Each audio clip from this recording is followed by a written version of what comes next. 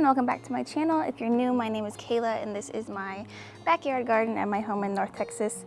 I haven't been out here doing anything in about a month because I just had this little guy almost a month ago. So yeah, I haven't been out here since I made my last video, and I'm not going to be doing a lot today.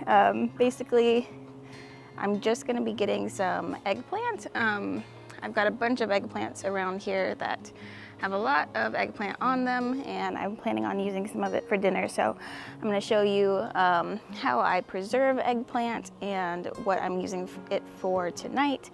And then I have plans to clean this up this weekend, but we'll see if I get to it. But yeah, this little guy's about to go down for a nap, so I'm going to take him inside, and then I'll come back out and we'll see what's going on in here.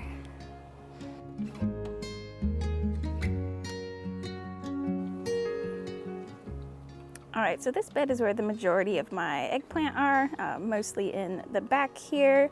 You can see one of them has kind of like split and toppled over. Let me see if I can find the stem for this so you can see. Should be in here somewhere. There we go. So if you look here, the stem has actually split, but this eggplant down here, the part that's split off, is still, just doing just fine. So yeah, I've just left it. I'll probably try to stake it up this weekend. We'll see. But yeah, it's like I said, it's a mess. You can see the cucumbers over here are just crazy. Unfortunately, a lot of things are overripe, and I'll have to compost them. But yeah, it's truly a jungle. But anyways, today, focusing on one thing at a time. So today we're just gonna look at all of these plants and see if there are any eggplants that I can use for dinner tonight. Let me see, we'll go around here. I'll try to show you an example of one that's overripe. Yeah, this one down here. You can see they start to turn yellow, and that's definitely a sign that they are overripe. So those will be composted, but I've still got some, like there's this little one here that are good. So I'm gonna search around all these plants and see what I can find, and hopefully I can get a couple to show you what I'm making for dinner. So let's see. All right, we've got one in here that looks like it might still be good. This is the listed day something variety. I'll have to look it up, I forget. But yeah, these are white with really pretty purple stripes. And then the other variety I've got over there that's solid purple is Black Beauty. So we'll see if I can find some of those as well. All right, actually I think I have another one of this variety that might be okay. This is what they look like when they're overripe. So like obviously, well, if I can get it to focus, very yellow. But back here, let me see. This might be on the verge of being overripe, but I think we can still use it. We'll see. Some yellow on the back side, but we'll cut it open and see what it looks like.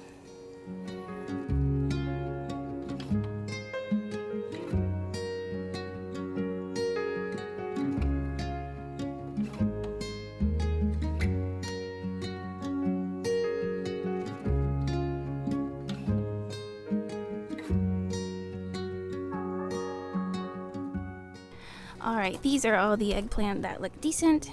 So I'll get these inside, cut them open, and see if any of them are overripe. If they are, I'll just compost them. But I see a lot of baby eggplant on these plants here, so I know I'll be getting more soon.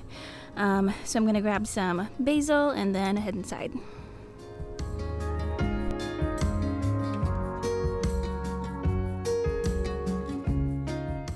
The way I like to preserve eggplant is to roast and freeze it, so I start by preheating my oven to 400 degrees.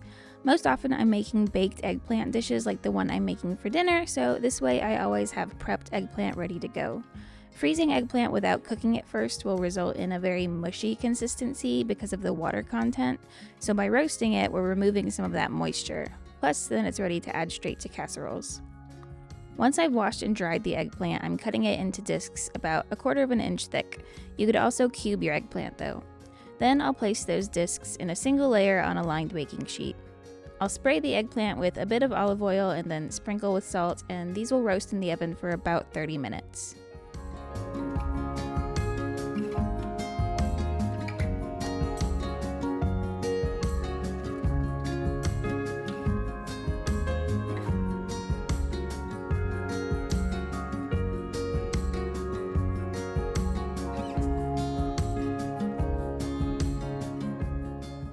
From here, you'll want to wait until your eggplant cools completely, then it can be bagged and placed in the freezer.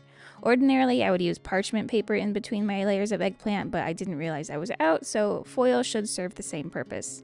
Essentially, you just want to make sure that your slices don't freeze together, so that whenever you're ready to use them, you can take out however many you need.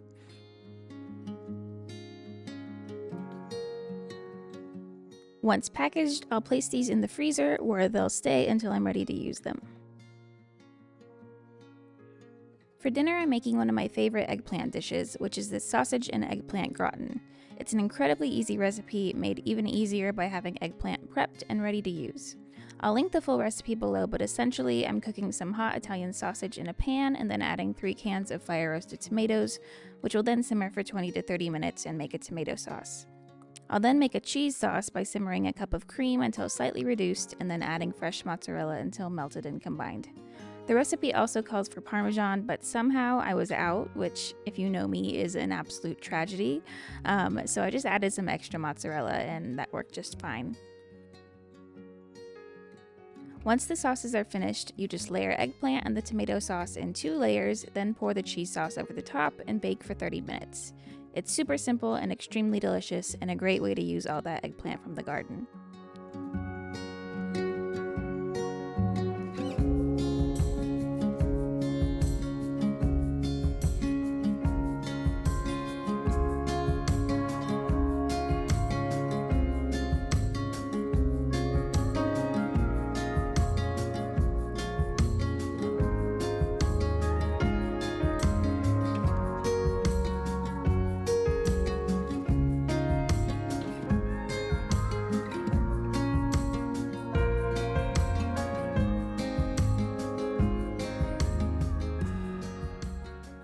Hopefully I'll have some time soon to do a big garden cleanup and prep some things for the fall, but until then, thanks for watching and I'll see you next time.